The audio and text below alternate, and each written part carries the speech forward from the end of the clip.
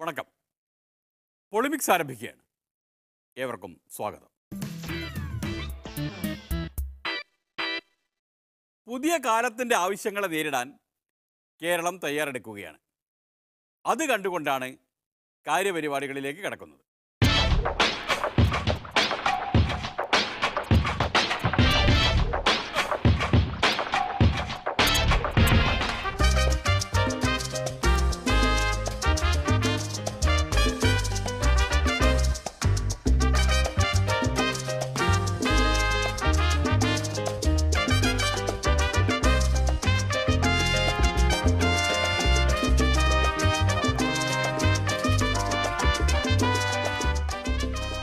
ഇവിടെ കയറുമ്പോൾ തന്നെ ആദ്യത്തെ മെഷീൻ തന്നെ സ്ട്രെച്ച് ട്രെയിനറാണ്. നമ്മുടെ മസിൽസിന്റെ ഫ്ലെക്സിബിലിറ്റി കൂട്ടാനായിട്ട്, ജോയിന്റ്സിന്റെ ഫ്ലെക്സിബിലിറ്റി കൂട്ടാനായിട്ട് ഉള്ള മെഷീൻസ് സാധാരണ ജിമ്മുകൾ കാണാറില്ല.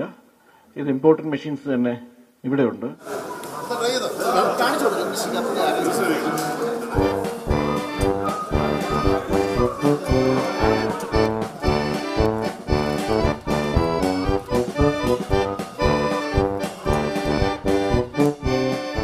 ഇപ്പോൾ നമ്മുടെയൊക്കെ ശരീരം ഇവിടെ നോക്കുമ്പോൾ ഏതാണ്ട് നമ്മളെ സംഗ്രാം ചൗകളിനെ പോലെ നമ്മുടെ ഈ ശരീരമാക്കി തീർക്കാൻ കഴിയും.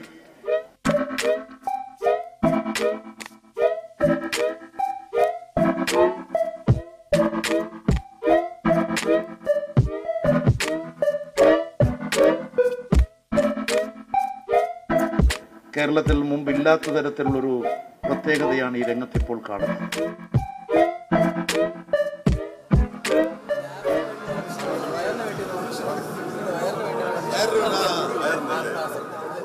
എടുത്തു പറയേണ്ട കാര്യം, ശരീരഭാരം കുറയ്ക്കാനായിട്ട് ജിമ്മിൽ പോയാൽ മാത്രം പോരാ, ആഹാരം കുറയ്ക്കണം. ആഹാരം കുറയ്ക്കണം. ഇത്രയും അന്നജം കഴിക്കുന്നത് നമ്മൾ കുറച്ചാൽ മാത്രമേ ശരീരഭാരം കുറയ്ക്കാനാവുള്ളൂ. അതുമാത്രം പറയരുത്. ഭക്ഷണം കുറയ്ക്കാതെ ശരീരഭാരം കുറയ്ക്കാനുള്ള വിദ്യ വല്ലതുമുണ്ടെങ്കിൽ അത് പറഞ്ഞാൽ മതി. കുട്ടികളും അതുപോലെ തന്നെ ഏത് പ്രായത്തിലുള്ള ആളുകൾക്കും ഫിറ്റ്നസ് സെന്ററുകളിൽ വന്ന് ഇതുപോലെ ഈ ഹെൽത്ത് ക്ലബിൽ വന്ന് ഈ ശാരീരികമായിട്ടുള്ള വ്യായാമം നടത്തുന്നതിലേക്ക് വേണ്ടിയുള്ള ഒരു സാഹചര്യം നമ്മൾ കാലഘട്ടത്തിനനുസരിച്ച് നമ്മൾ അത് മാറിക്കൊണ്ടിരിക്കുകയാണ്.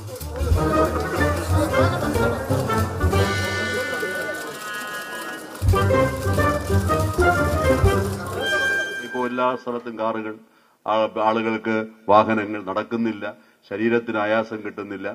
അപ്പൊ അങ്ങനെയൊക്കെയുള്ളൊരു സാഹചര്യം നമ്മൾ തീർച്ചയായിട്ടും അസുഖം വന്ന് പിടിക്കുന്നു എന്നുള്ളതാണ്. അപ്പോൾ അങ്ങനെ വരുമ്പോൾ തീർച്ചയായിട്ടും ഇതുപോലെയുള്ള ഫിറ്റ്നസ് സെന്ററുകളാണ് നമ്മുടെ എല്ലാവരുടെയും ആശ്രയം എന്നുള്ളതാണ്.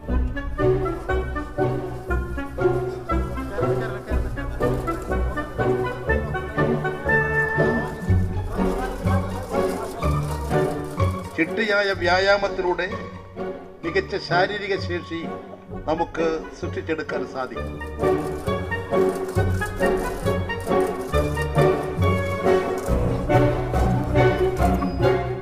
(2020-2024) ലോക മേളയിൽ, കായിക മേളയിൽ കേരളത്തിന് ചില സ്ഥാനങ്ങൾ നേടിയെടുക്കാൻ കഴിയണം. കായിക മന്ത്രിയെ ഇറക്കിയിട്ടെങ്കിലും അത് നേടിയെടുക്കാൻ കഴിയണം.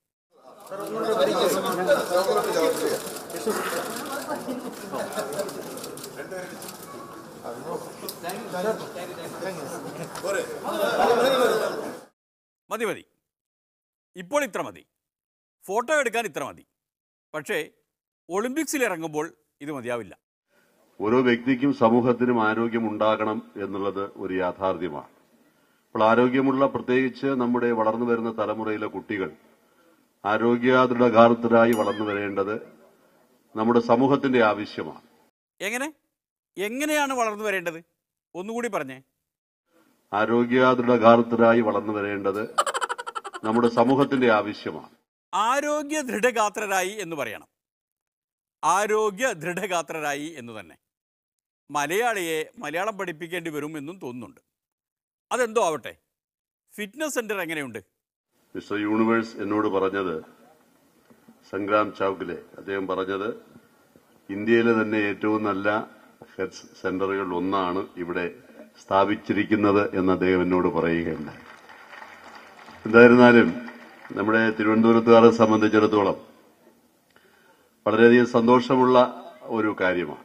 സ്പോർട്സ് ഡിപ്പാർട്ട്മെന്റിന്റെ ആഭിമുഖ്യത്തിൽ ഇത്തരത്തിലൊരു സെന്റർ ഇവിടെ ഫിറ്റ്നസ് സെന്റർ തുടങ്ങാൻ അതിന് നേതൃത്വം കൊടുത്ത ബഹുമാനായ മന്ത്രിയെയും സ്പോർട്സ് ഡിപ്പാർട്ട്മെന്റിനെയും ഈ പ്രദേശത്തെ ജനപ്രതിനിധി എന്നുള്ള രീതിയിൽ പ്രത്യേകമായി ഞാൻ ഈ അവസരത്തിൽ അഭിനന്ദിക്കുകയാണ്. സംഗതിയൊക്കെ ശരി. ഇപ്പോൾ മന്ത്രിക്ക് അഭിനന്ദനമൊക്കെ അർപ്പിച്ച് പോയിട്ട് തെരഞ്ഞെടുപ്പ് വരുമ്പോൾ എൻ്റെ മണ്ഡലത്തിന് ഭരണക്കാർ ഒന്നും തന്നില്ല എന്നും പറഞ്ഞ് നടക്കരുത്.